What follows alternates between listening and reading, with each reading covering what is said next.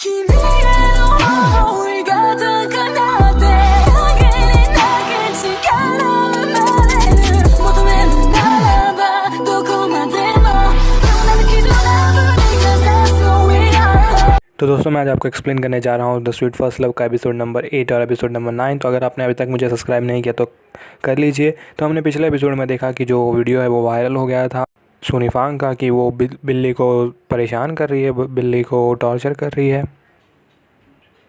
फिर उसके बाद भी उन लोग तीनों बैठ के बात कर रहे होते कि ऐसा हुआ क्या। तो सुनिफांग को कॉल आता है और जो सुमयून है उसे फ़ोन लेता है और स्पीकर पर डाल देता है। तो उसे धमकी मिल रही होती है कि तुम्हारे चेहरे से तो तुम बहुत ही इनोसेंट लगती हो, पर तुम इतने ख़राब काम कर रही हो, तुम बिल्ली को टॉर्चर कर रही हो इतना। तो लुइजी कहती है कि हम एक दूसरा वीडियो अपलोड करते हैं और इस वीडियो में हम क्लैरिफाई करते हैं कि हम उस बिल्ली को बचा रहे थे, ना कि उसे मारने की कोशिश कर रहे थे। और फिर जैसे ये वीडियो रिकॉर्ड करके लोग डालते हैं तो उस पर वापस नेगेटिव कमेंट्स आने लगता है। कहते हैं कि तुम अपने आप को छुपाने के लिए, अपने आप को सही साबित करने के लिए ये वीडियो रिकॉर्ड कर रही हो। फिर बाद में जब हम देखते हैं कि जब ये कॉलेज जाती है और कॉलेज में लाइब्रेरी में बैठी रहती है तो भी जब वहाँ से जो लोग जा रहे होते हैं बाजू से, वो भी उसे बार बार बोलते हैं कि तुम बहुत ख़राब हो, तुम टॉर्चर कर रही हो।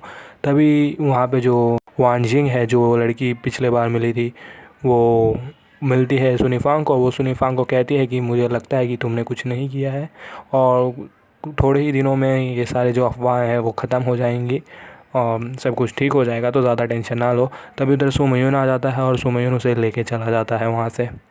तो बार बार इन लोग ट्राई कर रहे होते हैं वीडियो बना के बताने का लोगों को कि इन लोग ने कुछ नहीं किया है, इन लोग ने कुछ गलत नहीं किया, ये बिल्ली की मदद कर रहे थे। तभी जो हम देखते हैं जो सुनिफांग घर से बाहर निकल रही होती है तो जैसे वो दरवाज़ा खोलती है तो वहाँ पे किसी ने बिल्ली लटका दिया होता है, मतलब नकली बिल्ली जो डॉल वाली बिल्ली होती है उस पर, और उस पर लाल कलर का कलर डाल दिया और उसके गले में रस्सी डाल के लटका दिया होता है। तो वो दिखा रहे होते हैं कि जो सुनिफांग है वो टॉर्चर करती है बिल्ली को और इन लोग हद के बाहर जा रहे होते हैं इसे टॉर्चर करने के लिए।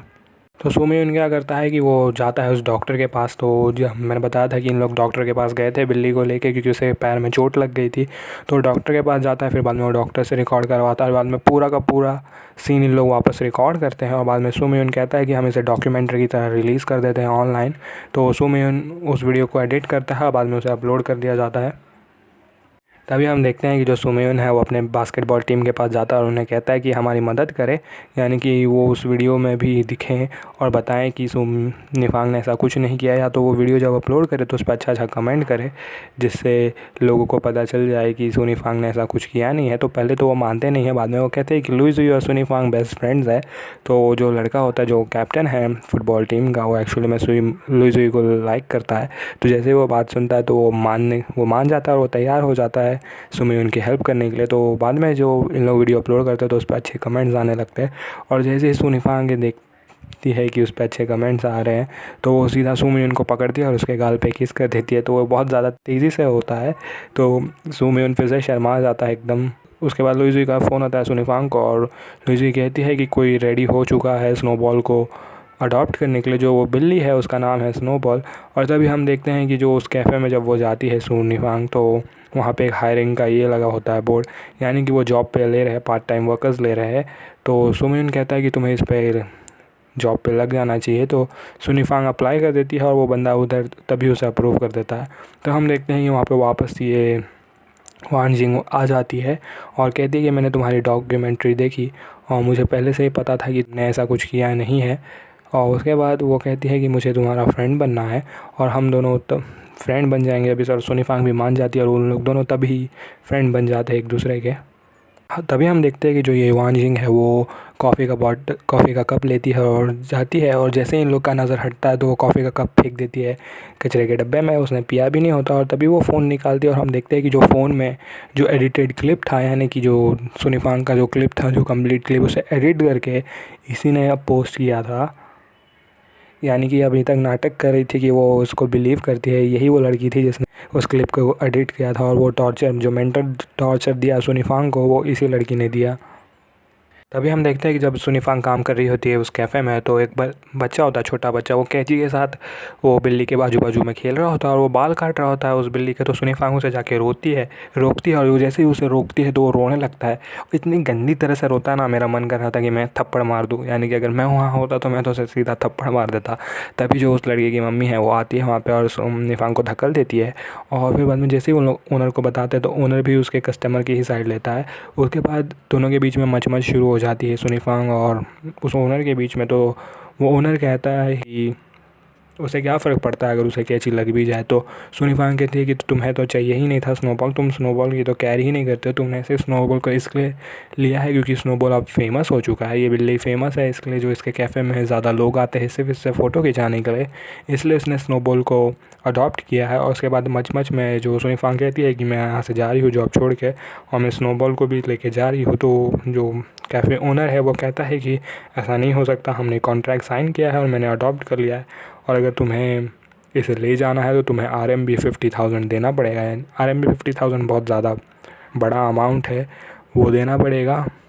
तभी वो कह रहा होता है सुनीफांग को अगर उसने पूरे पैसे नहीं चुकाए उसे तो वो उसे जेल ले जाएगा। तो तभी वहाँ पे सो मियन पहुँच जाता है, तो ठीक है चलो चलते हैं, कोर्ट चलते हैं। तो क्योंकि जो उसने बिल्ली अडॉप्ट किया था ना कि ख़रीदा था, तो कोई चार्जेस बनते ही नहीं है, और जिससे उसने अडॉप्ट किया था तो उसे उस बिल्ली को वापस ले सकता है क्योंकि ये उस बिल्ली को अच्छे से ट्रीट नहीं कर रहा। तो वो कहता है कि चलना है तो चलो अभी जेल, अभी हम चलते हैं। तो जो ओनर है वो लड़खड़ाने लगता है और कहता है कि ठीक है लेके जाओ बिल्ली को। और फिर बाद में सुमयन उसे लेके जाता है वहाँ से। तो जब वो घर जा रहे होते हैं तब वहाँ पे रोड पे मस्ती करने लगते हैं, क्योंकि मैंने कहा आपको कि उसे बिल्ली से डरता है सुमयन को, तो वो डरा रही होती है बिल्ली को उठाकर।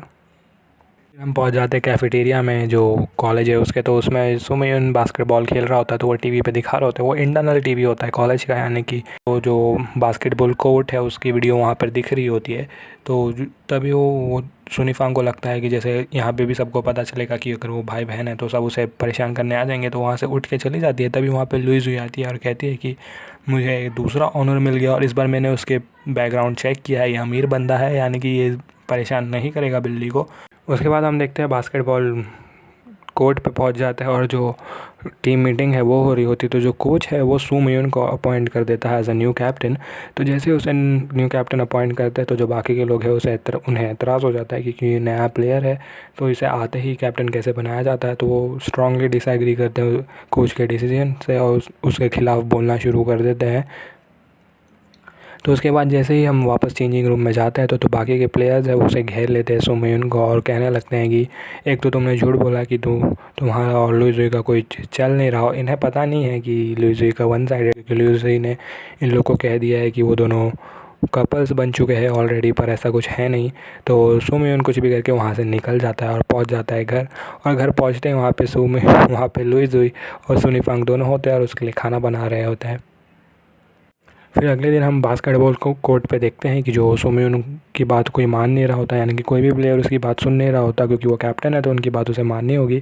तो प्रैक्टिस नहीं कर रहे होते प्रॉपरली। तभी लुइस और सुनीफांग वहाँ पे ड्रिंक्स लेके आते हैं सबके लिए, मतलब बास्केटबॉल टीम में जितने भी लोग हैं सबके लिए ड्रिंक्स लेके आते हैं और फिर बाद में डिस्ट्रीब्यूट कर देते हैं उन सबको। और जैसे ही सुनीफांग और लेज़ी वहाँ से चले जाते हैं तो जितने भी प्लेयर्स हैं वो सब इकट्ठा होते हैं सुमयन के सामने और कहते हैं कि तुम हमारे कैप्टन हो ही नहीं सकते, हम तुम्हारी बात मानेंगे ही नहीं। वो ड्रिंक्स की बोतल वहीं पे पटक के चले जाते हैं वहाँ से। उसके बाद वापस हम घर पहुँचते हैं तो यहाँ पर लुइस फिर से खाना बना रही होती है सुमयन के लिए, क्योंकि उसे लगता है कि सुमयन बार बार इसे परेशान करता है सुनीफांग को खाने के लिए। तो सुमयन को पटाने का बेस्ट वे होगा अगर वो खाना बना के दे उसे। तो वो कहती है कि मैंने सुना है कि तुम बास्केटबॉल टीम के कैप्टन बन गए हो, तो तुम हमें इनवाइट करोगे कि नहीं मैच के लिए। तो वो मना कर देता है। बाद में वो कहती है कि सुनीफांग चाहती थी कि हम वहाँ जाएं, तो जैसे वो सुनता है सुनीफांग ने कहा है तो वो मान जाता है और कहता है कि मैं तुम्हें टिकट्स ला के दे दूँगा। उसके बाद हम देखते हैं कि जो सुनीफांग है वो ऑनलाइन सर्च कर रही होती है पार्ट टाइम जॉब, उसे जॉब करना होता है, वो चाहती है कि उसे एक्सपीरियंस मिले। तो तभी सुमयन वहाँ आता है और कहता है कि तुम्हें कोई जॉब नहीं देगा, तुम्हें अगर बेस्ट जॉब चाहिए तो उसके लिए तुम इधर चले जाओ, किसी कुकिंग क्लास में या फिर किसी घर में मेड यानी कि नौकरानी बन के काम करो, खाना बनाओ, उसमें तुम्हें कोई नहीं हरा सकता। उसके बाद हम वापस पहुंच जाते हैं बास्केट कोर्ट पे। तो यहाँ पे कोच वापस आ गया होता है और कोच सबको पनिशमेंट दे रहा होता है, क्योंकि सुमयन ने कोच को बता दिया होता है कि इन लोग ने किया क्या।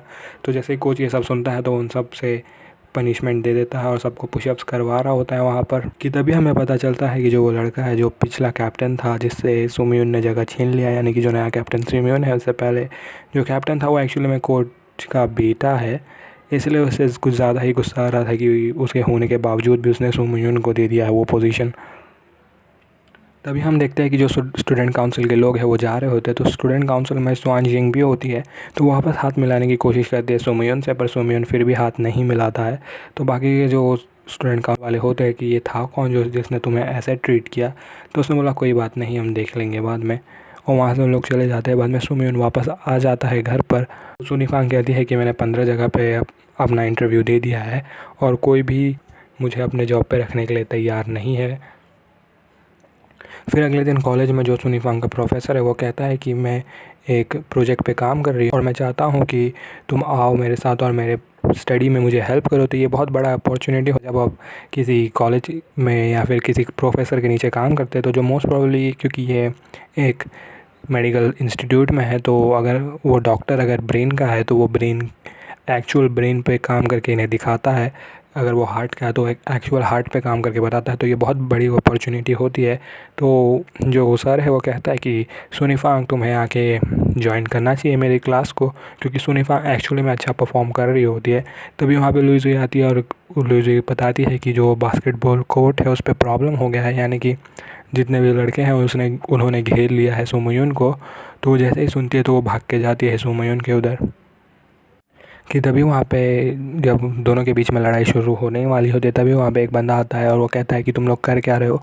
तो वो पूछते हैं कि तुम हो कौन। तो बाद में हमें पता चलता है कि जो ये बंदा है वो एक्चुअली में स्पॉन्सर है इनके टीम का, यानी कि इनकी टीम की जो जितना भी खर्चा होता है, जैसे इन लोग बाहर खेलने जाते हैं, इनका यूनिफॉर्म हो गया, जर्सी हो गया, वो सब ये बंदा उन्हें स्पॉन्सर करता है।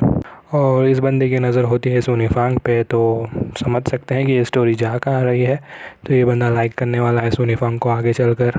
उसके बाद हम जाते हैं मैच के दिन पे। यहाँ पे मैच होता है जिस कॉलेज में इन लोग हैं, मतलब इंटर कॉलेज मैच चालू होता है और जो सुमयून है उसकी टीम अच्छा परफॉर्म कर रही होती है। सुमयून ने पूरा ये स्ट्रैटेजी बनाया होता है और जो उसके टीम प्लेयर्स है वो एक्चुअली में उस स्ट्रैटेजी को फॉलो कर रहे होते हैं, यानी कि वो सुमयून की बात मान रहे होते हैं। तो शायद से इसके बाद से जो जितने भी प्लेयर्स है वो उसके एक्चुअली में रिस्पेक्ट करना शुरू कर देंगे, उन लोग अच्छा परफॉर्म करेंगे। तभी हमें पता चलता है कि जो ये शुआन जिंग है वो एक्चुअली में बहन है उस स्पॉन्सर की, जो थोड़ी देर पहले हमें मिला था। तो जो बहन है वो फ़िदा हो गई है सुमयून पे और जो भाई है वो फ़िदा हो गया है सुनीफांग पे। तो अब से जो स्टोरी है वो कुछ ज़्यादा अच्छा ट्विस्ट लेने वाला है। और फिर वो लोग जाके गेस्ट के टेबल पे बैठ जाते हैं, क्योंकि एज अ गेस्ट आया होता है ये। तो जैसे ही ये गेस्ट के टेबल पे बैठता है तो हम देखते हैं कि मैच ख़त्म हुआ और जो सुमयून की टीम है वो मैच जीत जाती है। और बाद में उसकी जो बहन है ज़ुआनजिंग वो एक गुलदस्ता उठाती है और जाती है सुमयून की तरफ, और वहीं पे ये एपिसोड ख़त्म होता है। तो दोस्तों अगर आपने अभी तक मुझे सब्सक्राइब नहीं किया तो सब्सक्राइब कर दें और देखते हैं एपिसोड 9 में क्या हुआ। तो जो ज़ुआनजिंग है वो गुलदस्ता उठाती है और जाती है सुमयून की तरफ और सुमयून को देने की कोशिश करती है, पर सुमयून उसे फिर से इग्नोर करता है, वो गुलदस्ता भी नहीं लेता। और वहाँ पे सुनीफांग और लुई होती है, तो वहाँ पे चले जाते हैं और वो जाके लुई से मिलता है और कहता है कि मैंने तुम्हें फ़ोटो खींचने कहा था तो तुमने फ़ोटो खींचा क्या। तो वो दिखाती है कि उसने सच्ची में फ़ोटो खींचा होता है। तो फिर ज़ुआनजिंग वहाँ पे वापस जाती है और उन्हें जाके डिनर पे इनवाइट करती है, कहती है कि आज डिनर है और जो टीम मेंबर्स है, जितने भी बास्केटबॉल टीम मेंबर्स है वो वहाँ पे होंगे। तो वो चाहती है कि उन लोग भी वहाँ आए, पर जो सुमयून है वो मना कर देता है, कहता है कि मैं नहीं आऊँगा। तो वो कहती है कि अच्छा होगा तुम्हारी टीम के लिए, तुम्हारी टीम में झगड़ा हो रहा था, तो अगर तुम ये पार्टी में आओगे तो तुम्हें मौका मिलेगा उन सब से क्लोज़ होने का। वो फिर भी मना कर देता है। तो सुनीफांग को इनवाइट करती, तो सुनीफांग हाँ कह देती है कि सुनीफांग आएगी। तो सुनीफांग अगर जा रही है तो सुमयून भी आएगा। उसके बाद वो पार्टी शुरू हो जाती है और उसमें जो ज़ुआनजिंग है वो कहती है कि क्या ये सुमयून और सुनीफांग एक्चुअली में भाई बहन है, क्योंकि ये ऐसा लगता ही नहीं देखिए कि ये दोनों कपल है। तो लुई आ जाती है मदद करने और कहती है कि हाँ ऐसा लगता होगा तुम्हें, पर ऐसा कुछ है नहीं, ये दोनों भाई बहन है एक्चुअली में। कि तभी थोड़ी देर में जो सुमयून है वो सुनीफांग को लेकर वहाँ से चला जाता है और उसके पीछे पीछे लुई भी चली जाती है वहाँ से। जैसे इन लोग घर पहुँचते तो सुनीफांग को मैसेज आता है कि एक कंपनी में इसका जो प्रपोज़ल है वो अप्रूव हो गया है, यानी कि अब ये इसे जॉब मिल गया है। तभी इसके पेरेंट्स पहुंच जाते हैं वहाँ पर और फिर बाद में टेबल पर बैठ के इनके बचपन की बात करने लगते हैं कि कैसे सुनी फांग बचपन में भी चुपचाप किचन में आती थी और उसके पापा के साथ खाना बनाती। और जब ये लोग टेबल पर बैठे होते तो पहली बार सुनी फांग तारीफ़ करती है सुमोयुन की और सुमोयुन तारीफ़ करता है सुनी फांग की। तो ये देख के उनके पेरेंट्स शॉक हो जाते हैं कि अभी तक सिर्फ तुम एक दूसरे से लड़ते थे और ये पहली बार हुआ है कि तुम एक दूसरे की तारीफ़ कर रहे हो। तो कहते कि होप करते हो कि आगे भी चल के ऐसा ही होगा, तुम दोनों एक दूसरे के साथ खुशी से रह पाओ। बाद में हम देखते हैं कि सुनी फांग जाती है उस कंपनी में जहाँ पे उसे जॉब मिल गया है। तो जैसे वो कंपनी में पहुँचती है तो हम देखते हैं कि जो स्वानजिंग का भाई है वो होता है वहाँ पे, स्नोबॉल भी होता है। तो यही वो बंदा है जिसने स्नोबॉल यानी कि उस बिल्ली को अडॉप्ट किया है और इसी ने सुनी फांग को जॉब दिया है। तो मुझे नहीं लग रहा कि ये सब एक कोइंसिडेंस है, ये बंदे ने खुद किया है सब कुछ। तो सुनी फांग कहती है कि सॉरी मैं 7 मिनट लेट हो गई। तो वो कहता है कि कोई बात नहीं, मुझे पता है कि तुम कार में नहीं बैठ सकती। तो सुनी फांग कहती है कि तुम्हें कैसे पता है कि मैं कार में नहीं बैठ सकती। तो वो कहता है कि मुझे तो ये भी पता है कि तुम्हें फर्स्ट ग्रेड और सेकंड ग्रेड में मार्क्स कितना मिला, तुम्हें जानना है और तुम्हें और कुछ जानना है। तो सुनी फांग कहती है नहीं नहीं नहीं, मुझे कुछ नहीं जानना। और तभी हमें पता चलता है कि इसने सुनी फांग को हायर किया है एज अ पर्सनल असिस्टेंट, यानी कि वो अब इस बंदे का पर्सनल असिस्टेंट बन के काम करेगी इस कंपनी में। तो उसके बाद जैसे ही सुनी फांग नीचे आती है तो सुमोयुन वहाँ पे मिलता है उसे। तो सुमोयुन को बताती है कि उसे जॉब मिल गया है। तो जैसे वो कंपनी का नाम बताती है तो वो सुमोयुन कहता है कि प्लीज़ वहाँ पे जॉब मत करो, मैं तुमसे भीख मांगता हूँ कि तुम वहाँ पे जॉब मत करो। तो वो बहुत ज़्यादा सीरियस होता है, वो नहीं चाहता है कि जो सुनी फांग है उस कंपनी में काम करे। तो सुमोयुन उन्हें बताता है कि आज जो खाना खाने के लिए जो शिन्या है वो यहाँ पे आने वाला है।